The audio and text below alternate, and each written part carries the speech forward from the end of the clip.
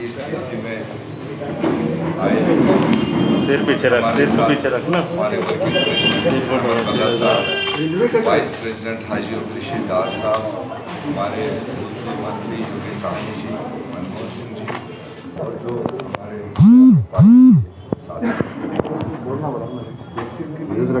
पहला मौका है कि संजीदा मसले को लेकर आपके जरिए से बात करने के लिए आपको बुलाया।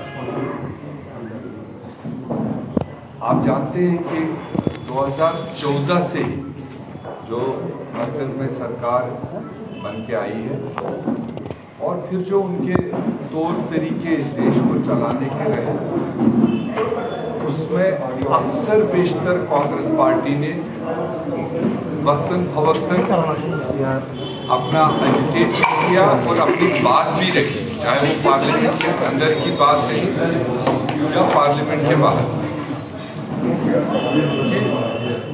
इस रिजीम में पूरे देश में जो कॉन्स्टिट्यूशनल बॉडीज हैं उनको डिस्ट्रॉय करने की कोशिश हो रही है, उनको बालायताक रख के, उनको मखोटा खाली बना के, उनके पीछे कोई और एजेंसीज, कोई और निजाम काम कर रहा है।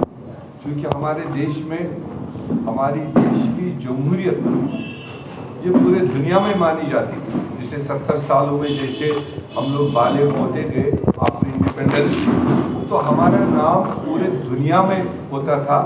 वो खासकर इस चीज से कि जो डिसेंट्रलाइजेशन ऑफ पावर था, जो देश ने अलग अलग इंस्टीट्यूशंस डेवलप किए थे और उनकी अथॉरिटीज जो दी थी, तो उससे देश के अवाम को एक इंसाफ का रास्ता मिलता था, इंसाफ मिलने की उम्मीद रहती और वो इंसाफ डिलीवर भी हुआ 70 साल। पिछले 5-7 साल से जिस तरह से, चाहे वो जुडिशरी हो, चाहे वो हमारे जितने भी इंस्टीट्यूशंस हैं जो कॉन्स्टिट्यूशनली बने हुए, जिनके अपने पावर्स डिफाइन किए गए, उन इंस्टीट्यूशन को अपने तरीके से काम नहीं करने दिया जा रहा है। ये कांग्रेस पार्टी ने बारहा आपके जरिए से लोगों की बात रखी। हम आज नहीं कहेंगे कि सीबीआई, ईडी, दूसरी एजेंसीज किस तरह से देश को ब्रेकअप करने के लिए इस्तेमाल की जाती है। शायद जब हम उन लाइन्स पर बात करते हैं तो बहुत सारे लोगों के मन में दूसरे सवाल होते हैं, मगर आज आप सबकी जानकारी में होगा कि इसी तरह के कॉन्स्टिट्यूशनल बॉडी जो डिलिमिटेशन कमीशन नाम से, जिसको बाज़ाब्ता गवर्नमेंट ऑफ इंडिया और हमारे आईन हिंद के तहत उनके पावर्स डिफाइन, किसी भी टाइम पर नेशनल लेवल पर डिलिमिटेशन बनता हो या स्टेटों पर बनता हो, उसकी बाज़ाब्ता एक रूपरेखा बनी हुई कि वो कैसे बनता है, कौन लोग उसमें आते हैं, किस काबिलियत के बुनियाद पर आते हैं, और फिर उनका जो टास्क होता है उस टास्क को अंजाम देने के लिए उसके लिए भी रास्ता बना हुआ। उसमें कोई फ्री डील नहीं है, उसमें कोई उनकी पर्सनल चॉइस नहीं हो सकती है। तो यहाँ जम्मू कश्मीर में रीऑर्गेनाइजेशन एक्ट लागू होने के साथ साथ उसी में भारत सरकार ने कहा है कि जम्मू कश्मीर में डिलिमिटेशन भी बिठाना है और यहाँ रीडिफाइन करना है। आपकी जानकारी में है कि जब 5 अगस्त को ये सारी चीजें हुई 2019 को, उसके बाद 1 साल के लिए डिलिमिटेशन कमीशन का टाइम पीरियड होता है और कहीं ना कहीं कोविड जो देश में दुनिया में आया, उसके आड़ में 1 साल और एक्सटेंशन दिया गया।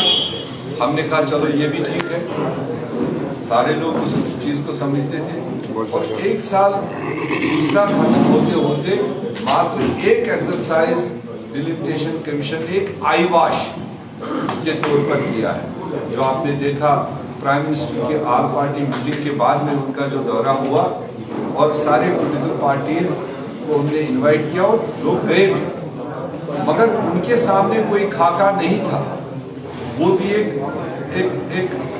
ब्रेनस्टॉर्मिंग वाली, एंगेज करने वाली एक्सरसाइज थी।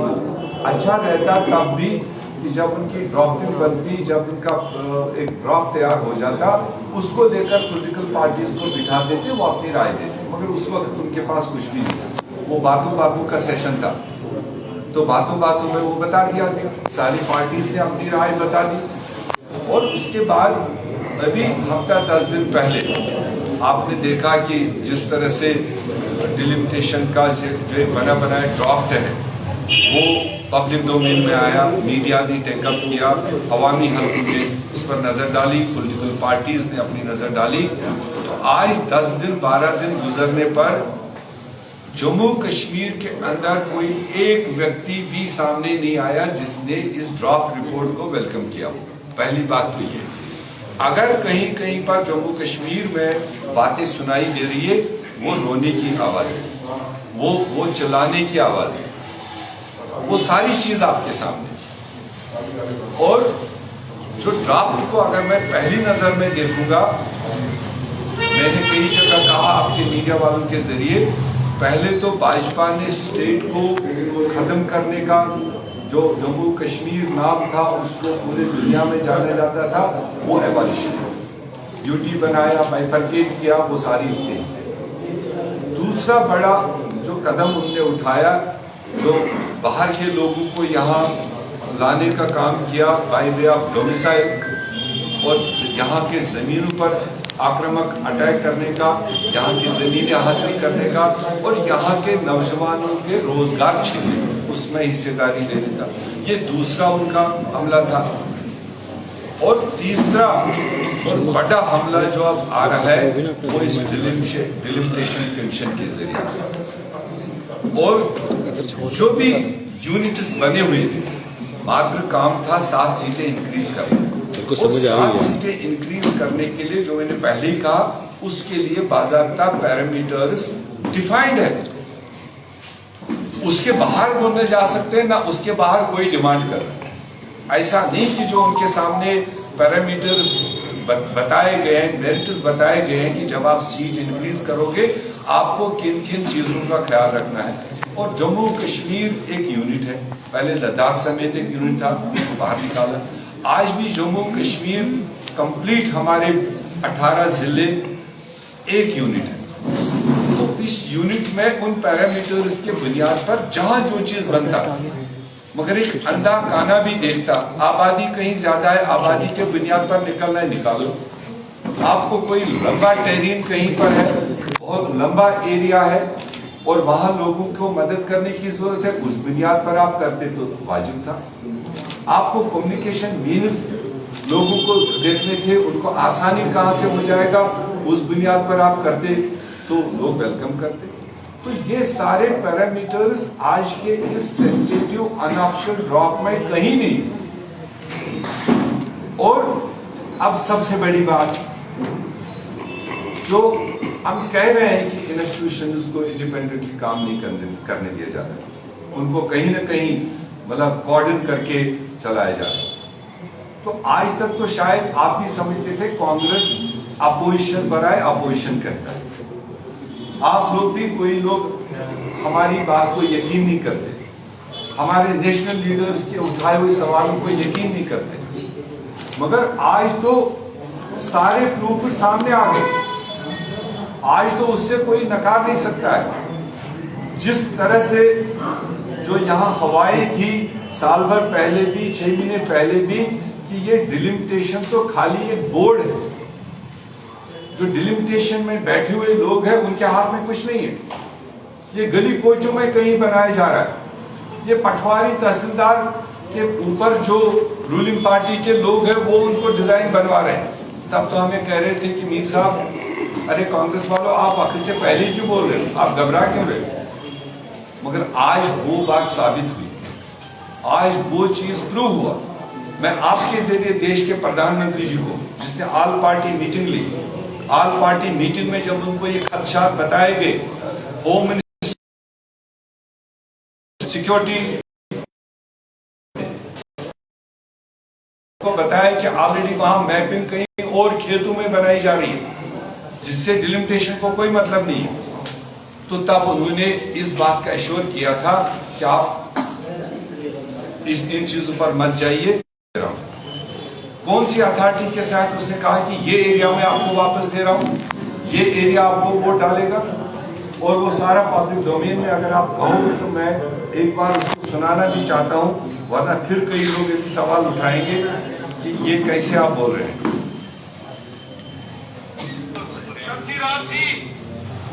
शक्तिराज मंत्री,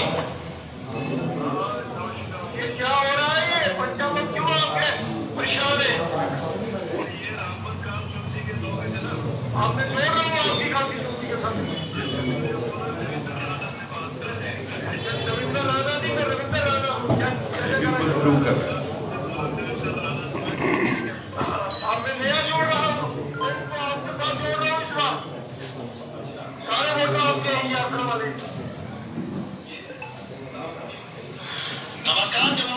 आपने देखा कि मतलब ये आपके सामने है सारा चीज, और मैं नहीं बता रहा हूं ये कौन है, वो खुद बता रहा है मैं कौन हूं, नाम का भी कंफ्यूजन है। और जिस अथॉरिटी के साथ कह रहा है, उस अथॉरिटी उस ताकत के साथ कहने के साथ ही इतनी जोरदार तरीके से डिलिमिटेशन पर सवाल उठता है।